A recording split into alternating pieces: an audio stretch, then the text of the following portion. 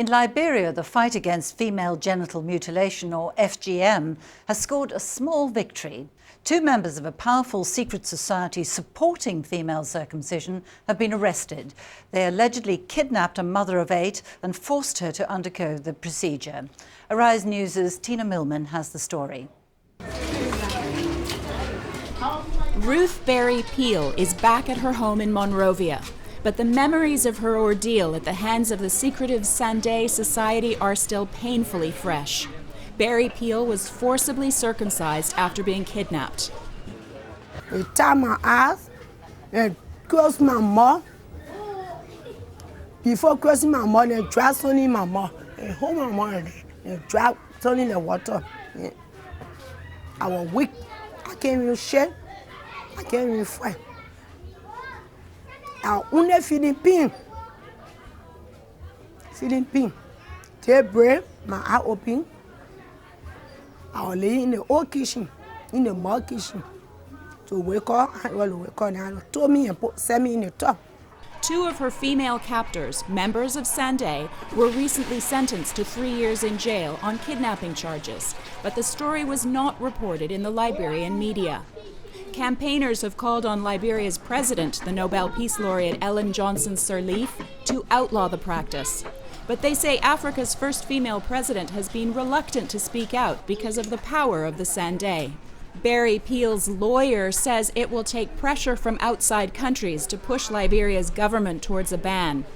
The international community should continue to work along with, countries so that they will be firm, because it's a violation of a right of a person.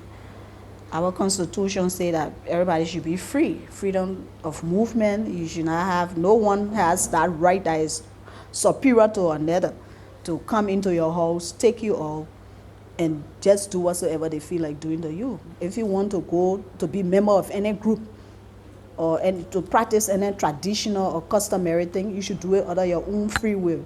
You should not be forced to do it. Over 58% of women in Liberia have undergone female genital mutilation, and protesters say many of the procedures are carried out without consent. Tina Millman, Arise News. Well, Efua Dorkenoo is the author of Cutting the Rose, Female Genital Mutilation, and its advocacy director at Equality Now. They are the advocacy agency who work closely with Ruth and many women like her around the world. Thank you very much indeed for joining us. What makes Ruth Peal's case so different from all the other awful cases? I think the fact that she doesn't even come from an FGM community. And she was forcibly taken into the forest and mutilated. So it's quite dramatic. It's a bit unusual because normally they would do the mutilation on minors, on children. Efua, tell me, what would make a group like this, a secret society, what would make them kidnap somebody, go and mutilate them? What's the benefit? Explain to us. Well, the secret society is extremely powerful. They just, to some extent, they're above the law. And if you go against them, so she may have had some fracas with them, and that's how they maintain their power, by being very fearful. So that it's almost like a lesson. If you dare criticize us. So it's nothing really to do with tradition or anything, it's just a power play. A power play, yes. In a country like Liberia, which has a female president, why hasn't more been done? Why hasn't, she's a Nobel Prize winner, why hasn't she done more to stop this? It's mainly because the secret society is very powerful, and FGM is a vote catcher. Any politician who goes against them will be out of office. You need the tutelage of the secret societies to be in power. So I feel she's been put in a very difficult position on what to do next. But the fact that this case has gone to court is a significant victory, you think, Efua? It is, but it's also sad because this Ruth has been forced to move from where she lives, because she still continues to face the threats to be moved to Monrovia, the capital, where she lives somewhere else, and she has had to leave her children behind, and she's now living in some slums. So it's a victory, but it's also a sad situation. The victory aspect of it is actually the law actually showing that is breaking down the impunity of this Sunday secret society, that you cannot just go out there and capture somebody and mutilate them. Let's look at the wider picture, and it's just been announced that Britain is giving £35 million in order to try and wipe out FGM in a generation.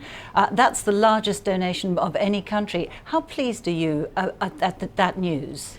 Is the best news that some of us who have been campaigning on this for about 30 years have had.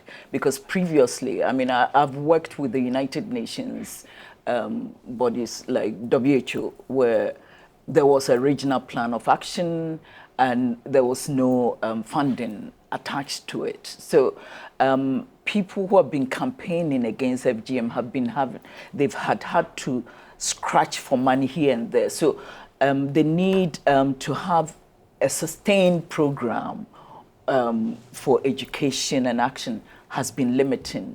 And so this money, if it's carefully used, it could actually empower countries to be able to deal with this. Yeah, but how realistic is it ridding FGM in our generation? How realistic is that?